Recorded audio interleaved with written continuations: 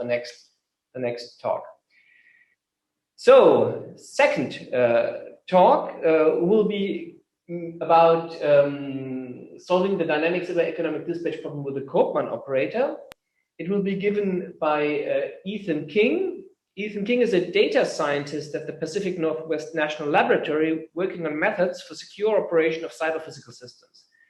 Joined the lab 1 year ago after completing his PhD in applied mathematics at North Carolina State University. I think now the video will start, and any remarks and questions, etc., please put them on the Slack channel. Thanks. Hello, my name is Ethan King. I'm a data scientist at the Pacific Northwest National Laboratory, and here I'm going to present some work done in collaboration with the individuals here, also at the Pacific Northwest National Laboratory, on using the Koopman operator to simplify solution of economic dispatch problems.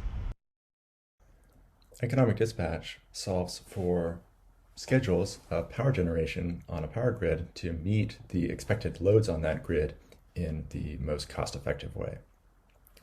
And traditionally, economic dispatch is a supervisory control policy that provides static set points over time intervals on the order of several minutes. But the schedule of generation provided by that supervisory control policy is not what is actually implemented at the generators.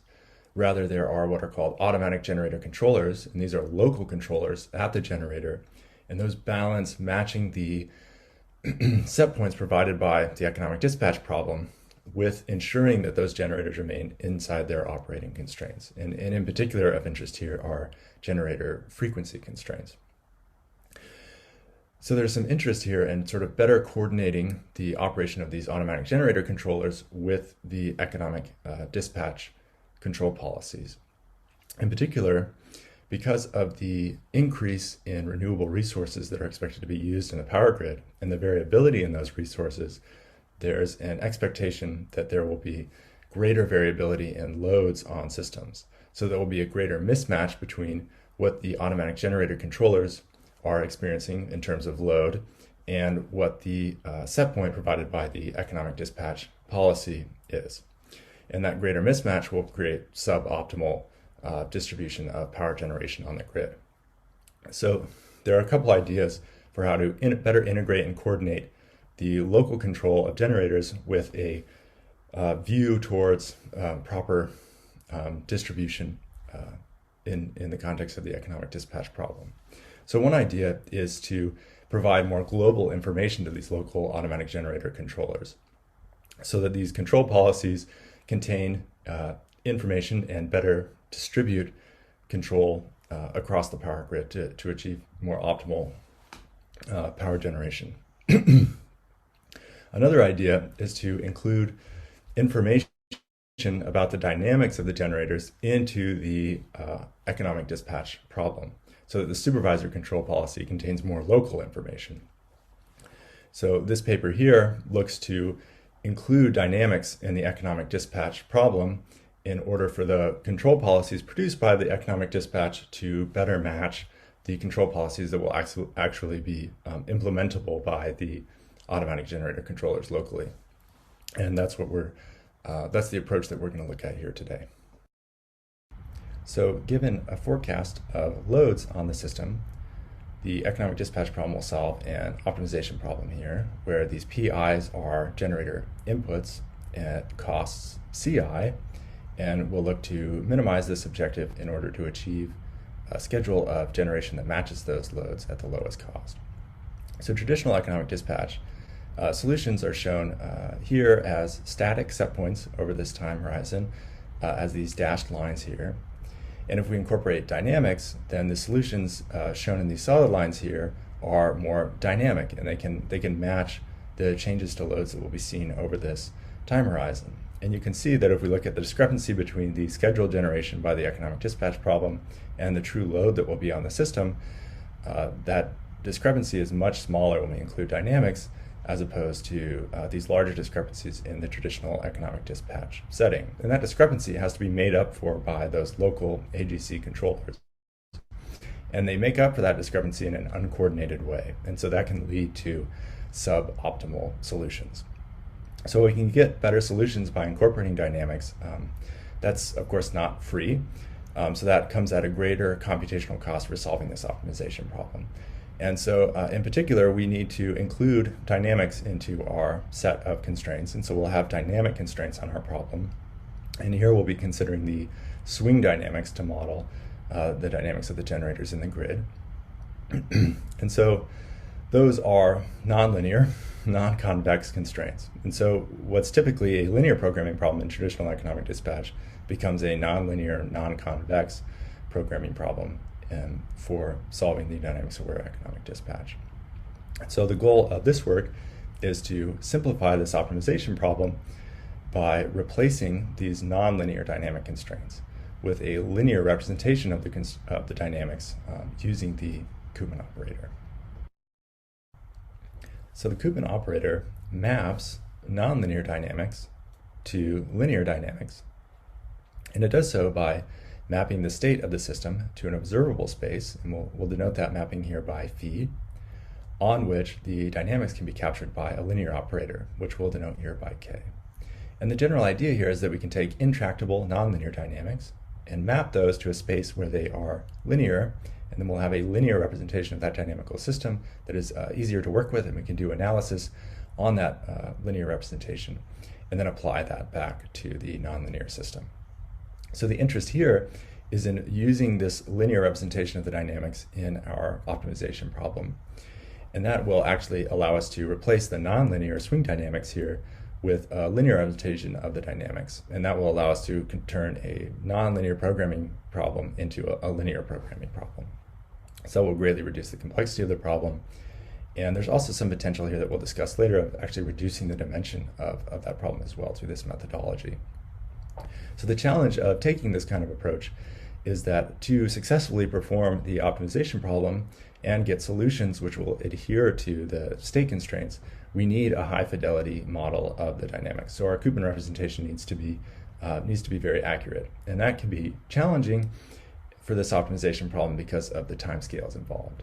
So we're solving these over minute timescales, and that's relatively long in comparison to the sort of hundredths of a second timescale at which the dynamics are captured for this system. So that means that we need to balance capturing both the asymptotic behavior of these dynamics as well as the faster transient behavior of the dynamics. And balancing those two can be a little challenging here. And so we're going to accomplish that by incorporating additional domain knowledge into our formulation of the Koopman operator. But first, what we need to do is capture how we're going to get this mapping from our original state space into our observable state space. So in learning a mapping from our original state space to an observable state space, we need to keep in mind that to incorporate this linear representation of the dynamics that we're looking to learn into our optimization problem, we'll need to be able to recover state variables important to that optimization from our Koopman observables. So we need the generator frequencies to ensure that we're satisfying generator frequency constraints on the problem, and we need the value of the slack bus in order to compute the objective. So the way that we ensure that those will be recoverable from our observable state space is by actually directly mapping those into the observable space. So we'll have the generator frequencies and the slack bus included as part of our observables. These are called state-inclusive observables.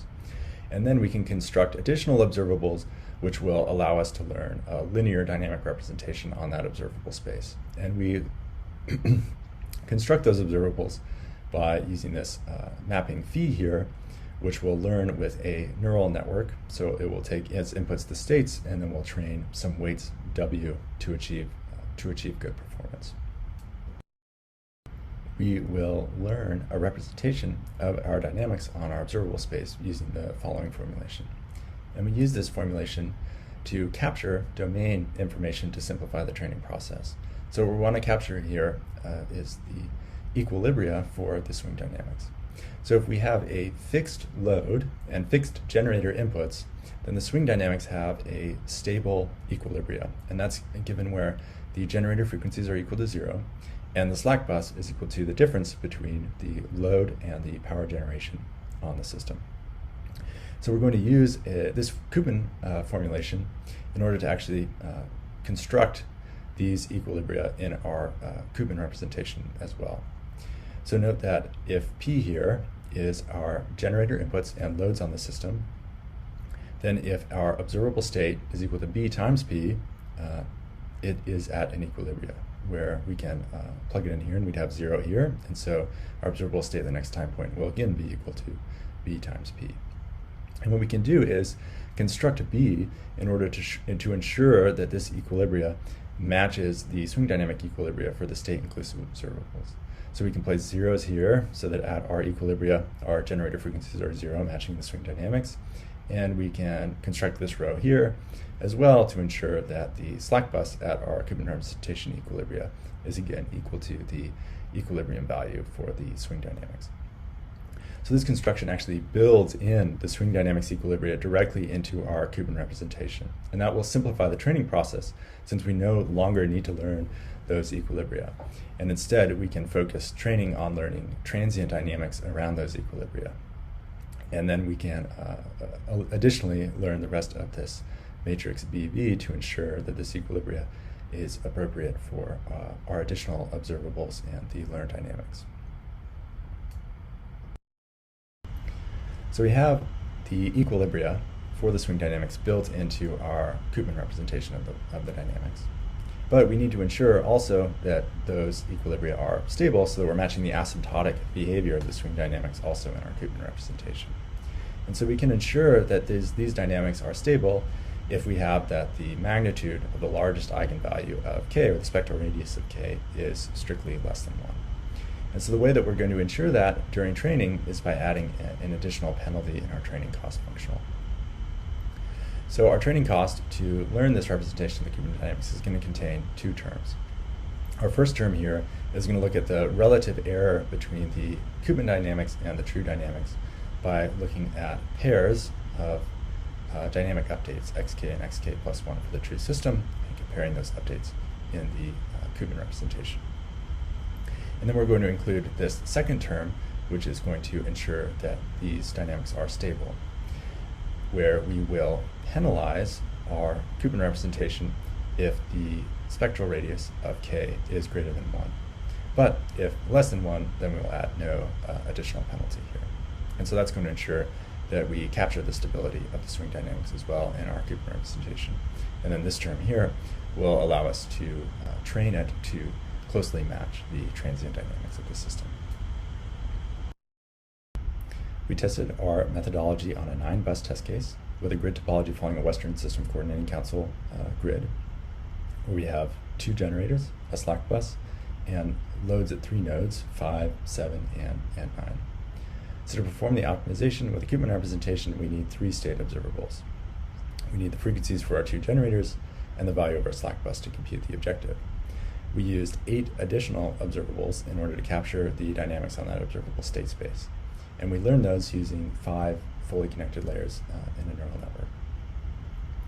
Once we trained this model, we replaced the swing dynamic constraints with our Koopman constraints in the dynamic economic dispatch optimization problem, and solved that problem and compared solutions using the swing dynamics with solutions using our Koopman operator dynamics.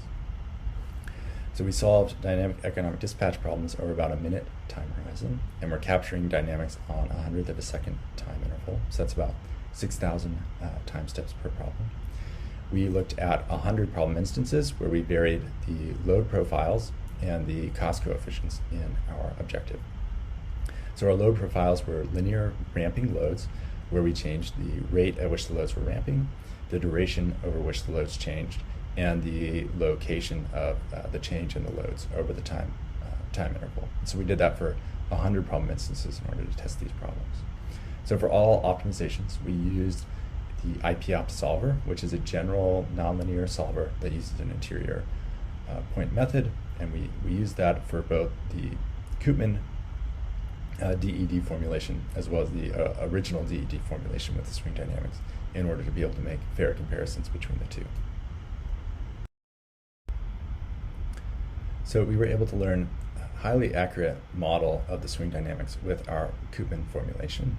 And so on the left here, we're showing a comparison between solutions for the state-inclusive observables for our Koopman model compared to the swing dynamics in blue here. And so you can see that those trajectories match very closely over this minute time horizon.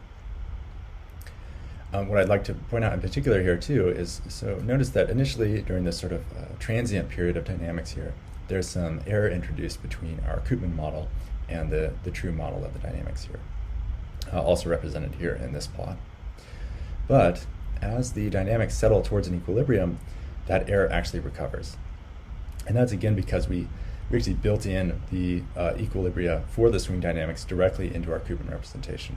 And so we're capturing the asymptotic behavior of these dynamics in our representation. And so when they converge towards equilibria, we get an improved error. And so that's helping us to be able to achieve this high accuracy over these longer time scales. And so for some context here, because we're considering this on a minute time horizon, and we're looking at dynamics that we capture on hundredths of a time second, we're talking about 6,000 time steps here. And so that's about an order of magnitude greater than what is typically seen for Koopman dynamics in the literature, as the accuracy often starts to suffer around 100 time steps. But we're able to achieve this higher accuracy over these longer time scales because we've incorporated this additional domain knowledge. And so because we can achieve this sort of higher accuracy on these minute timescales, we're able to use this representation of the dynamics in the economic dispatch problem and to solve our optimization. So we tested our Koopman representation for the dynamics in two dynamic economic dispatch operating regimes, what we're going to call a nominal operating regime and a tight operating regime. And the difference between these two is the bounds that we set on our generator frequencies.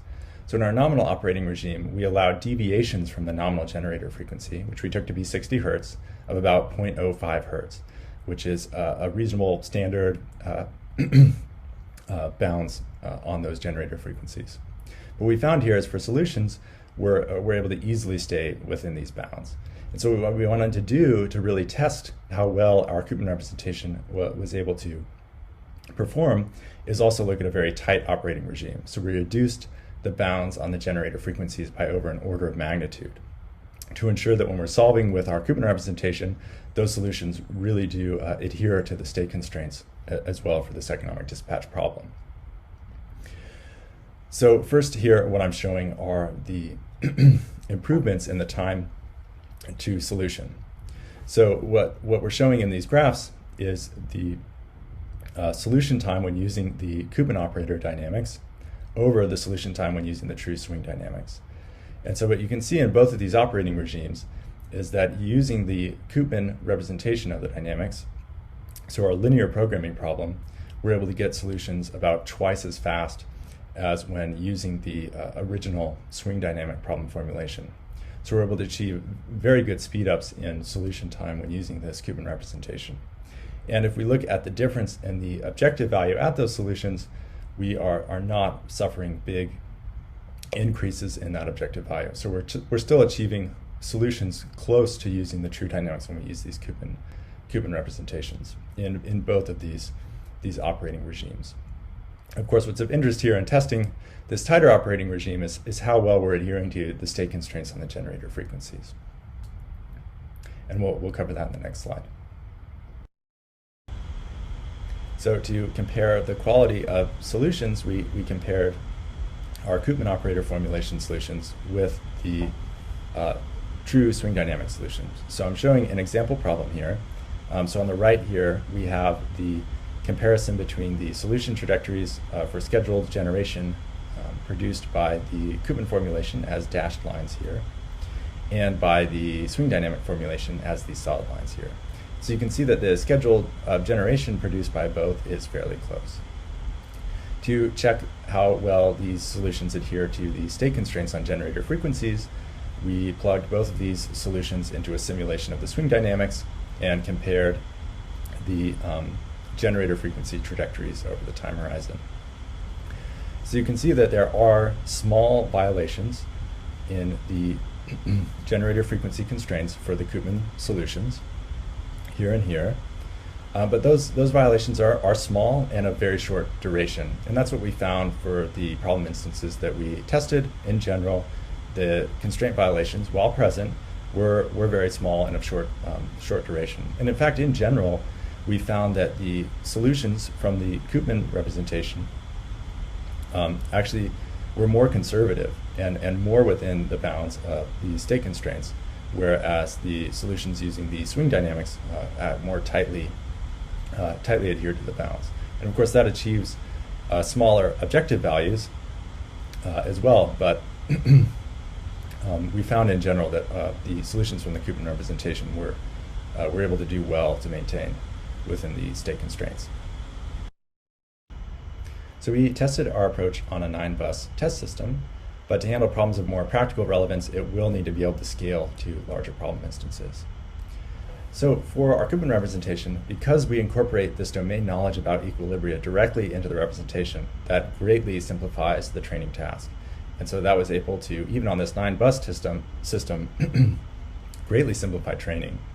And it's likely, although we did not test this yet, and this is something for future work, is to understand how much we can reduce the data requirements for training here as well, where we may need significantly less data to be able to learn this dynamic representation, because again, we have the asymptotic dynamics already captured, and so we can just focus on learning the transient dynamics around those stable equilibria.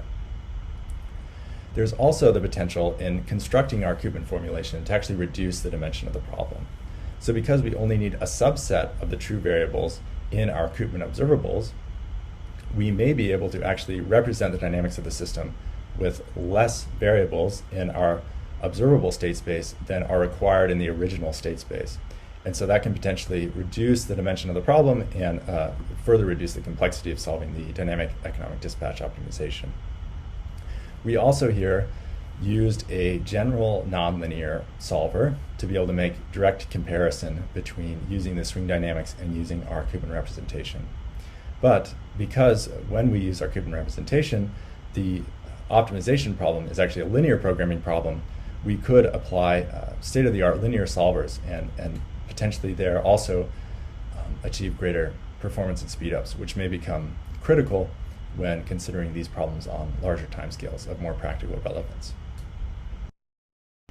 So in summary, we were able to reduce the complexity of the dynamics-aware economic dispatch problem by replacing the swing dynamics nonlinear dynamic constraints with a linear Koopman representation of those dynamics, so that we turned a nonlinear non-convex optimization problem into a linear programming problem.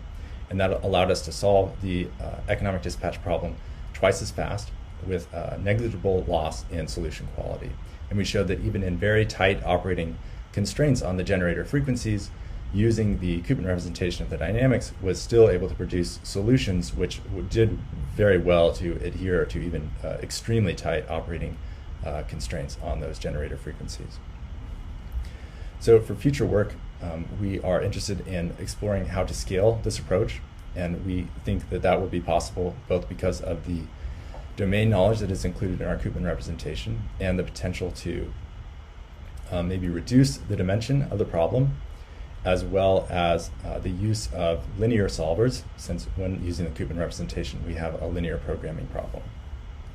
With this Koopman representation of the dynamics, we can also use it in other contexts, and so we are exploring its use in multi-level optimization, considering resiliency and defense of power grids to attacks.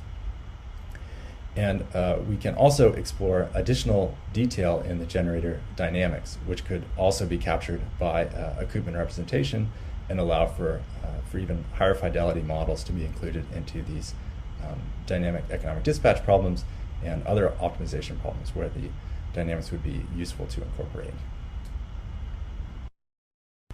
Thank you for listening to my presentation. Again, my name is Ethan King, and if you have further interest or questions, please feel free to reach out to me at this email address here. Thank you. So thank you for the wonderful talk given by Ethan King. Very probably now we see each other again. With the Zoom master, yeah, I think this works this way. I did not, before starting the video, ask if any author is in the room because I did not check the list. Perhaps I was wrong. So first of all, I'd like to ask if an author, one of the authors of this paper is present in this room, and then he or she should raise his hand or raise his voice, or so. Please give a sign if I am wrong or I was wrong. I am not seeing anybody. No, so no, as far as I perceive, no author is here, which makes it a little bit difficult to ask questions. I would have had several questions. For instance, why is the frequency zero at the equilibrium? I mean, evidently every electrical network has a zero solution. Hopefully, it is the frequency deviation from 60 hertz or so, which is zero. So this would be one of the questions I have. And also how the Koopman operator, because I'm from a cybernetician from nonlinear dynamics and control, really captures all relevant dynamics. But now we can't ask the questions, but rather we put it in the Slack channel perhaps, or write to Ethan. I see. But the best thing is probably that you write on the Slack channel so everybody can benefit from the question and answer. So yes, we write our questions into the Slack channel, and since no authors here, we don't have a direct feedback, but hopefully the authors will answer on the Slack channel later on. Yeah, I think this is. Yeah, sure. They are supposed to present live on the North American Mirror. Okay, we do it this way. So before closing the session, I want to hand over to Astrid Niese. Astrid, because you had some remarks. Please go ahead. The floor is yours. Thank you. Thanks a lot, Veit. Actually, I've seen that both Hermann and Michaela are there, so I guess that they would like to make the announcement and advertisement for today's program. So I hand over to either one of them, Michaela maybe, or Hermann. I don't know. Oh, Astrid, as you wish. I mean, we wanted just to remind everybody about some highlights, a few things from the program. So we have 2 other technical sessions to go, and also there would be the poster session at 3 p.m. And the very last session for the conference is going to be an ACM-SIG business meeting that we really invite you all to attend. There would be announcement and some discussion about the future and also about the journal. So please join us. It's going to be interesting. Anything I'm forgetting, Astrid? Okay, good. So fine, and I think Hermann the mayor is also raising his thumb for this invitation. Yeah. Of course, I just can reiterate what Michaela already said. So yes, please join the meeting and share with us your thoughts and accompany us in the future. And so, yeah, I think it's important to be at that meeting. And of course, after eEnergy21 is before eEnergy22, and of course it will come very soon. And so it's interesting times. Also, I think I really like also to hear feedback about the virtual conferencing that we did organize, and I think it was an interesting challenge because now it's around the globe, but it's also in different time zones, and so I think it's an interesting experience to have. I mean, it's actually a kind of hybrid conference already because there's a presence and there's recordings of videos, and it's a huge, I think, a challenge, logistic challenge to do all of this. So we'd like to hear your feedback, and if you have any ideas how to improve it, it would be very welcome also, I think. So it's a good opportunity. Please provide feedback. Thanks, Hermann, for this invitation remark. Astrid had another remark as far as I saw her hand raised. Yes. Well, actually, I wanted to argue in the same direction. I think all of us were a little bit disappointed of the announcement of a hybrid conference for next year, because we would really like to meet each other in presence. And now it looks as if this will be restricted at least to some time zones or something like that. But everyone who has a good idea on how this can be handled in a satisfying way, such a hybrid conference, should meet this afternoon, because I'm quite sure that the steering committee will be there in full presence, and all the relevant people from the special interest group will be there. So it's a good place to share ideas because, as Sebastian Linhoff pointed out yesterday, we do not have a good solution for hybrid yet, but we have to find a good solution and a satisfying solution because part of it will stay. And we are already kind of hyper hybrid this year, but it will be even more hybrid next year. So let's get the best ideas out of our group. So, thanks for that remark. And if I'm looking now into the schedule of today, we have a break, and the next session will start at 10:30. Yes, I saw the chair Elizabeth Rednam being present here in the room. Perhaps at the moment she already left for the break because it is break time. Yeah. So please join the next session in more or less half an hour. Thank you very much for all of your attendance and your remarks, and see you soon. Thank you, Veit. Bye. Bye.